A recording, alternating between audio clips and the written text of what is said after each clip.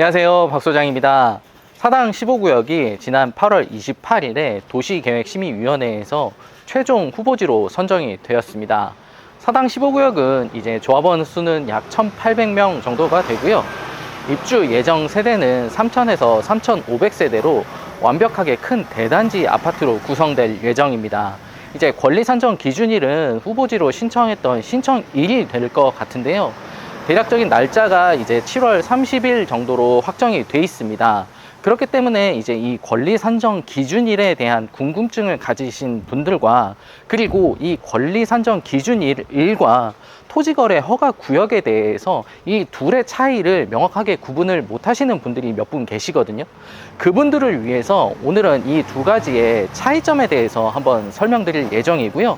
또 하나 이에 더해서 반대 동의가 높아서 제척된 구역들은 이제 앞으로의 어떤 이슈가 있는지에 대해서 한번 같이 설명드리도록 하겠습니다. 함께 가보시죠. 사당 15구역의 권리 산정 기준일은 2025년 7월 30일로 정해져 있습니다. 이 정해진 날짜에 대한 기준은 뭐냐면 자치구에서 추천일로 7월 30일을 정했고요. 혹은 이제 추진 주체에서 동의서를 접수했던 신청일이 이 권리 산정 기준일이 되는 경우가 많습니다. 2025년 이제 7월 30일을 기준으로 해서 사용 승인이 완료된 건물만 이제 입주권이 나온다라고 생각을 하시면 되는데요. 권리 기준 산정일에 대해서 다소 혼동을 하시는 분들이 계셔서 이 부분에 대해서 제가 한번 정확하게 정리를 해드리겠습니다. 이 권리 산정 기준일이라고 하면 말 그대로 이 건물에 대한 가치가 입주권에 대한 가치로 재평가가 되는지에 대한 기준을 정하는 날짜거든요. 쉽게 말해서 이 조합원 수가 더 늘어나지 않게 그 기준 날짜를 만드는 겁니다.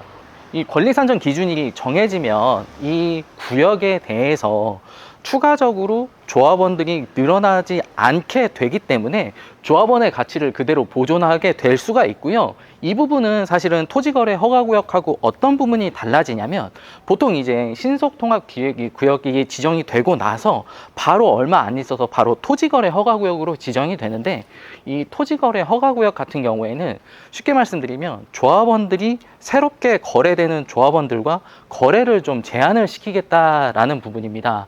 말 그대로 투기 수요에 대한 억제책으로 토지거래 허가구역을 제한하는 거기 때문에 권리산정 기준일과 토지거래 허가구역은 약간 다르다라고 볼 수가 있습니다. 두 개 모두 다 사실은 새롭게 조합원이 늘어나는 건 아니거든요.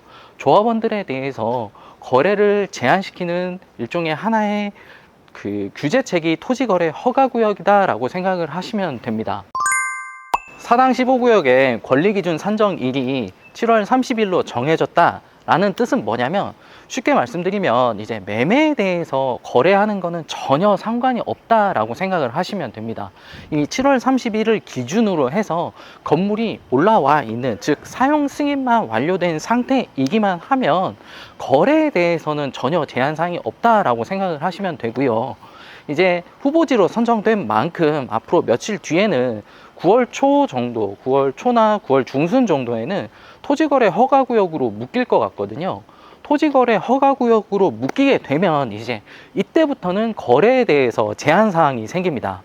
두 가지 요건을 크게 나눠서 이제 토지거래 허가구역에 대해서 거래 방식이 달라지는데요.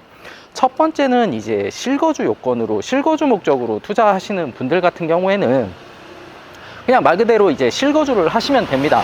거래에 대한 특별한 제한 사항은 없는데 문제는 투자 목적으로 이제 접근하시는 분들이 제약이 많이 생겼다라는 부분인데요.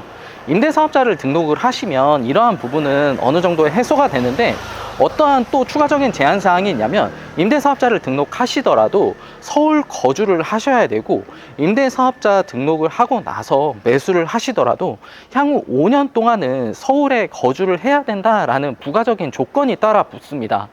그렇기 때문에 그 조건을 잘 부합해서 투자를 하시기를 권해드리고요. 토지거래 허가구역으로 묶이면 여러 가지로 거래에 제한 사항이 있다라고 말씀을 드렸는데 거래 계약서를 쓰기 전에 토지 거래 신청을 먼저 해야 되기 때문에 하단 댓글에 제가 필요한 서류들은 다 적어 놓을 테니까 그 부분을 또 한번 참고해 보셨으면 좋겠습니다. 여기가 반대 동의가 많아서 빠진 구역계를 지금 제가 걷고 있는데요. 반대 구역계에서 말하는 이슈는 크게 세 가지입니다. 첫 번째로는 여기서는 이제 자체적으로 개발을 하겠다라는 부분이거든요. 자체적으로 개발을 한다라고 하면 사실은 이 블록 단위가 그렇게 크지가 않기 때문에 소규모 단지로만, 특히 뭐 예를 들어서 모아타운도 불가능할 것 같고요.